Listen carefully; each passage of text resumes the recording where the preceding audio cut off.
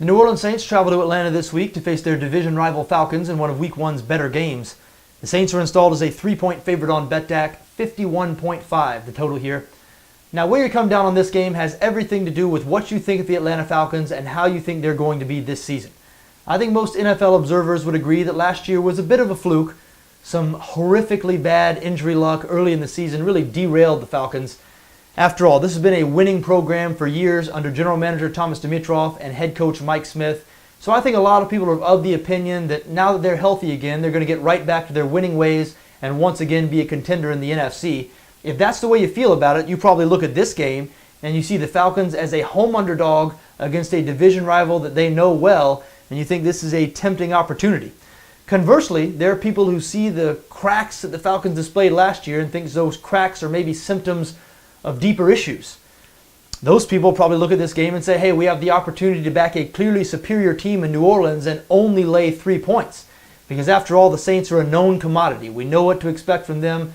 They have one of the best offenses in the NFL. That's not going to change as long as Drew Brees stays healthy and Sean Payton's on the sidelines. And their defense played really well last year also. Remember back in 2012, the Saints were terrible on defense. They allowed more yards than any team in NFL history. Enter a new defensive coordinator in Rob Ryan and a new scheme, and poof. Saints had the fourth-ranked defense in the NFL last season. They were actually the only team in the league to finish in the top 4 in both total offense and total defense. So as we said, this Saints team, a known commodity, an excellent team. They will be a contender again this year. So again, comes back to what do you think of the Falcons?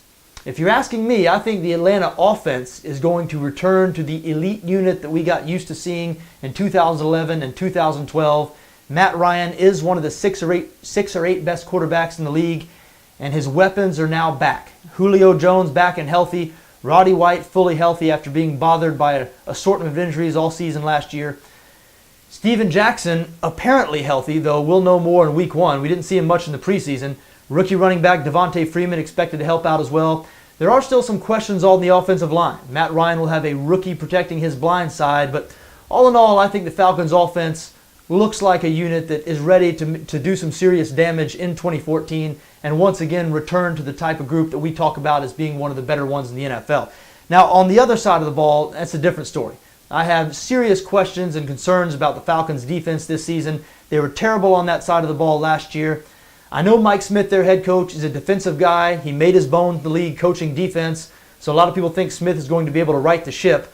But you look at their personnel, and I have serious doubts. It was a terrible break losing middle linebacker Sean Weatherspoon this offseason to a season-ending injury. They now have a lot of youth at the linebacker position. Secondary, a tremendous question mark.